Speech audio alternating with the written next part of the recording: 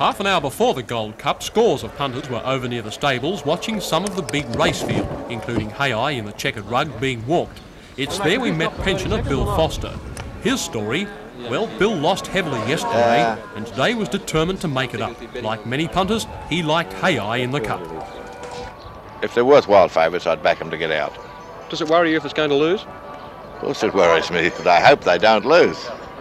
And so, for Bill, it's over to the bookies to look for the best odds. What makes you want to go on Hay now? Because it's the class horse of the field. Yeah, well, what's the going rate now? 9-4. And you're anxious to get it on now, eh? Yeah. All right, mate, Bill was eager to put $100 each way on Hay at 9-4 and hope for the best. Moving out to trackside, he told me his philosophy was that of a working man who loved the races now he was retired. He said the Gold Cup was to be his last bet of the day, try to go home comfortably ahead. As the race started, Bill was understandably a little anxious. This is the Winfield Gold Cup field coming into the last turn. Around the turn in this year's Winfield Gold Cup, on stage tackling Mr. Mako. Down the outside was Hay. Further out the Weona Devil, Young Charger and Reckless Tradition, and Sprightly Native weaving between runners, running home. Mr. Mako joined in front by on stage. Reckless Tradition is finishing well down the outside. Hay battling on. Mr. Mako in front. It's a nectar on stage on the outside. Reckless Tradition. Mr. Mako in front near the line. They reach the line. Mr. Mako. It's another close one, but Hay isn't there. Bill has lost his $200 and, quite frankly, but in good sporting spirit, has seen enough for one day. In slow motion, we see Mr. Mako coming to the line with New Zealand lady jockey Debbie Healy aboard, edging out by half a head on stage, with Reckless Tradition a further neck back. Towards the 800-metre mark.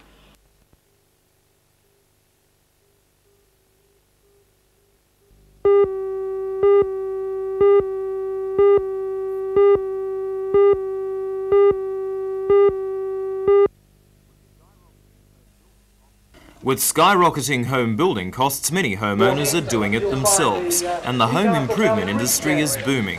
This year's exhibition gives you some idea of how lucrative the market is, with home appliances, additions and improvements of almost every conceivable kind on show. In all, there are more than 160 exhibitors. This is the 6th annual home show in Newcastle, and the exhibition has expanded to include all sorts of recreational items. This bizarre off-road machine may get your adrenaline pumping. Or how about a Nolex 25 racing yacht under full sail beneath the big top? Included in this year's exhibition is the Pool and Spa Association exhibition, so there will be plenty of ponds to dip your toes in. And fashion will get a showing with daily parades.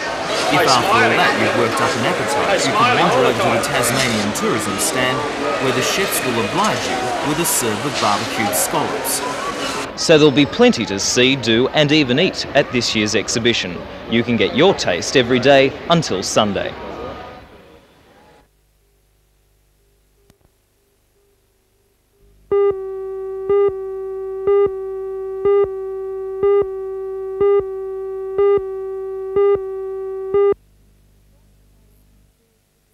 The thought of AIDS in schools is a terrifying one for all parents. In New York recently, 10,000 students were removed from the classrooms by their parents and picket lines formed outside 6 schools. They let you take the children out if there's lice, if they have pink eye, if there's chicken pox, if there's anything like that, and then something like this, they're telling you you have to sit there with the child with AIDS. And now that fear of the unknown is spreading to the children. Like new kids in the school, you're afraid to make friends with them because you don't know what they got. It has become the national pastime to invent strange scenarios about how you might get AIDS from a child, and the best people can offer is that if this child bit another child and had bleeding gums, and the blood from her gums flowed fresh into the fresh blood of the other child, into its wound, then there is a theoretical possibility, but a very remote one, that that second child could get AIDS. I think that's absurd. 3-year-old Eve van Grafhorst is the test case for children with AIDS in Australia. She was removed from the childcare centre in Kincumber on the Central Coast when it was discovered she was suffering from the disease, which she contracted after a blood transfusion at birth. This dilemma was a first for the Gosford City Council, which runs the centre. Former Mayor Peter Coleman says Eve has been tested by the Health Department, and on its advice, the council decided to allow the little girl to return to the centre yesterday. Still, most of the parents remain unconvinced, and only 7 other children from the previous 58 joined Eve at the childcare centre yesterday. This situation has forced the Education Department to re-evaluate its policies, but it says when AIDS is discovered, it will be treated like any other communicable disease. I believe that in the normal contact that takes place in schools, the chance of contacting AIDS is inconsequential at the present time. New information on the disease is coming through all the time. In France, a paediatric immunologist who's been monitoring for several years 50 school children who have the disease say there's been no child-to-child transfers of the incurable disease in that time.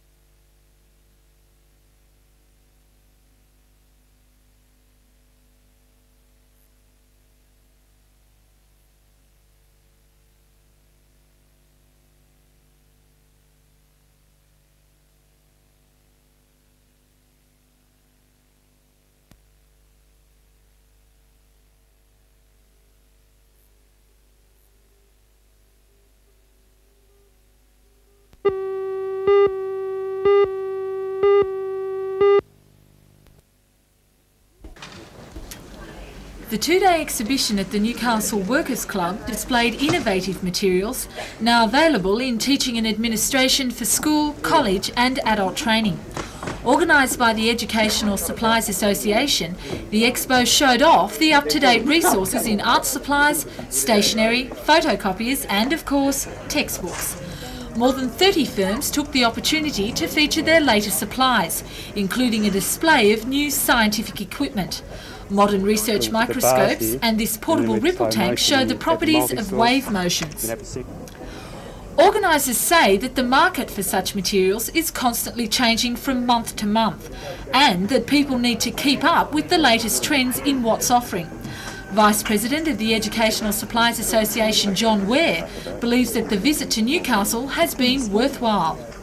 I think it's been very successful, and it's an opportunity for the general people of Newcastle and the Hunter region area to come along and view all the educational products available, which is very hard for them to do otherwise, going around all the different shops or having to travel to Sydney to view these sort of products.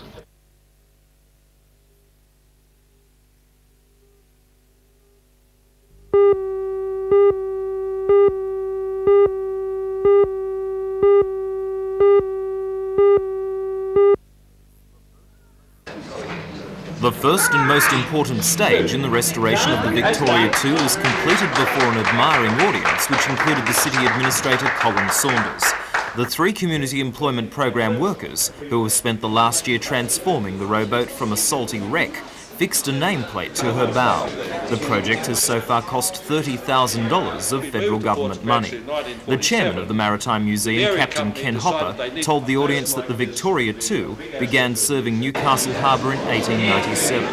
In her first 2 decades of service, the rowboat was involved in 26 separate ship rescues outside the heads, saving hundreds of lives. As sail gave way to steam, ships were no longer at the mercy of storms, and the Newcastle Lifeboat Service and the Victoria II were retired in 1946. Mr Saunders unveiled a plaque to commemorate the boat's revival. The history of the Victoria II is far from over. The Maritime Museum is now applying for government funding to pay for the fitting out and rigging of the boat. If that is done, the Victoria II will take its place in the planned regional museum.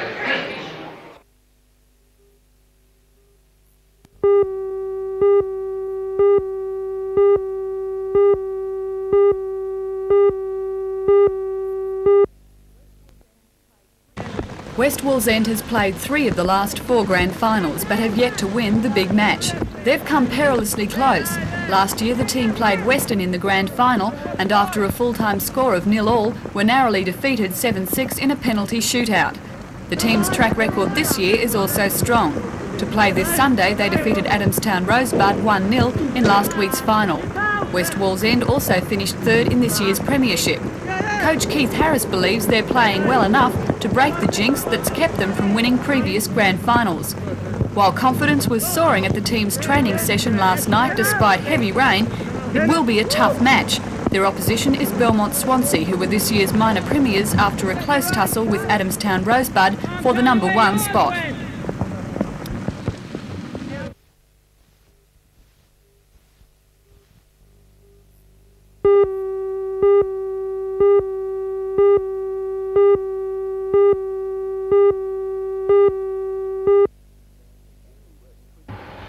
Did you increase your interest in buying the Falcons because you missed the Swans and the other supposed buyer for the Falcons was Dr. Edelston? Was it a bit of a private jostle for that? Not really, you know, because at the time that the decision was made on the Swans and I lost, at that stage I thought that Dr. Edelston had in fact got the Falcons. It was in the papers that in fact he was the owner of the Falcons, and it was just out of the blue that I received a call to say that the Falcons really were interested still in private ownership, and I got involved. Right. I know you're interested in Australian rules because of your chase for the Swans. Have you ever thought about perhaps being involved in Australian rules now in Newcastle that you've got a foothold in the town? No, Lee, because Dr. Edelston has got an exclusive licence for the whole of New South Wales for 5 years. And as such, there's very little that I can do in terms of Australian rules in this state, in this part of the state. In fact, if I had won the Swans, would have increased the involvement in Newcastle quite a bit, because I understand that this is an area where the game had been very popular and could be revived again. Can we welcome you to Newcastle? We're very proud of the Newcastle Falcons here. As you know, it's a basketball town. Yes, so you should be. And your involvement is a plus for basketball, and we thank you for joining in. Good, thank you very much. Thanks.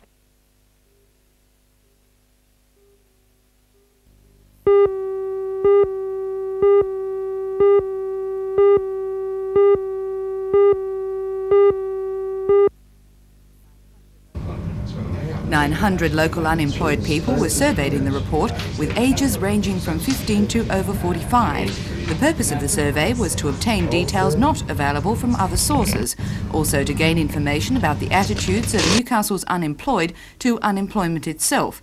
According to Dave Brown, a spokesperson for the community task force that conducted this survey, unlike others, the unemployed were actually asked to express their own opinions and feelings about being out of work. Mr. Brown said it was many of these details that alarmed the task force. Among them, that over 80% believed there should be a substantial increase in unemployment benefits. However, over half proposed increases that were still below the poverty line. 60% knew of unemployed people who had been forced into considering illegal activities to make ends meet, and almost 40% said that their health had worsened through continuing unemployment.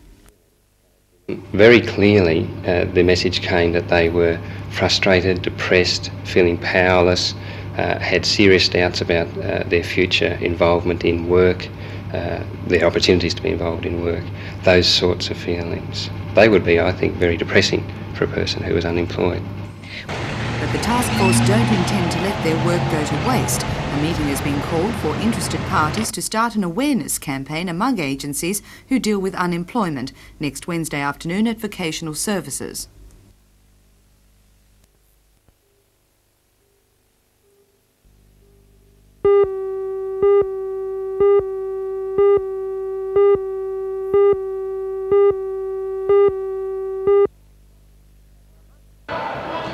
The hunters, like the Falcons, set out early on in fine style and were with the front runners. But mid-season, again like Big Brother, they fell into a slump and looked like missing out on the playoffs. But they are back on track for a spot with 2 wins away last weekend against Manly and the AIS. Tomorrow night at home they clash with the Melbourne team Knox, a high flyer who will be hard to defeat. A win though would be the confidence booster that's needed for the upcoming matches. Their place in the finals, though, could well depend on a win by another Melbourne team, Bulleen. But if they lose, things look grim. The match starts at 8 p.m.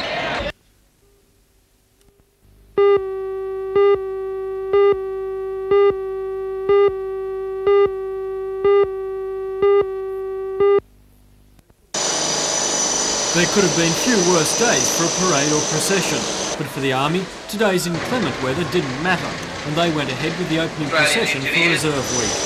Army Reserve units from Newcastle and throughout the Hunter region paraded through the city streets and the Hunter Mall. The idea of the procession is to show the many different aspects of the reserves, and today's procession certainly did that. The reserves have many activities planned for the week, with units in the lower and upper Hunter splitting to cater specifically for their own area. For the first time this year, though, units in those areas will combine for their displays. Reserve Week is aimed at promoting public awareness and to encourage recruitment. Reserve is a part-time army, and reserves are paid for their participation.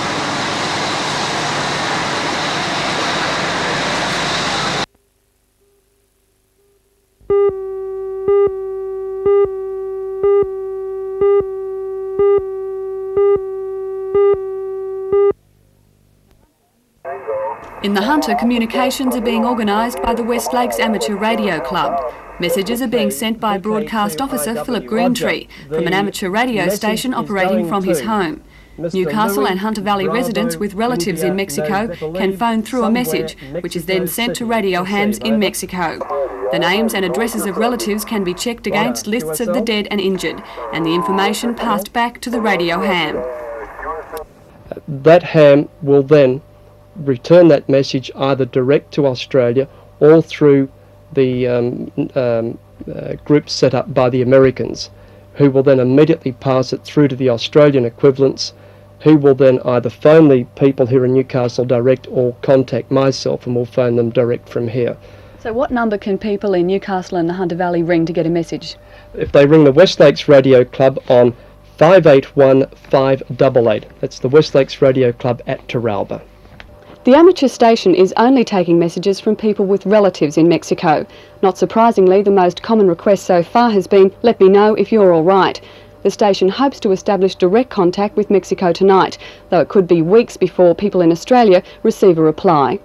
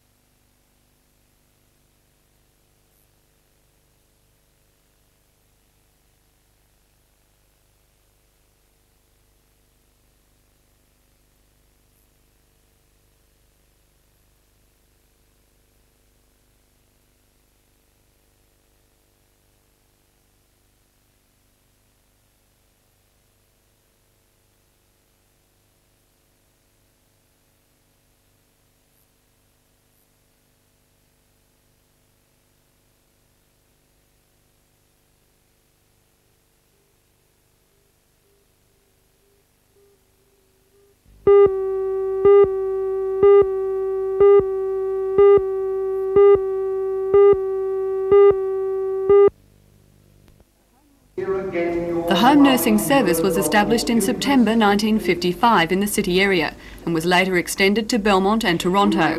The service is operated by the Hunter Presbytery of the Uniting Church and provides a no-fuss, no-red-tape home care facility. During the past 30 years, the number of people who've benefited from the initiative has grown. In the first year of operation, over 700 visits to the frail, the aged and the chronically ill took place. Last year, 16,000 visits were made. At the 30th anniversary service last night, tribute was paid to church and community support for helping the service expand and operate effectively without government financial assistance.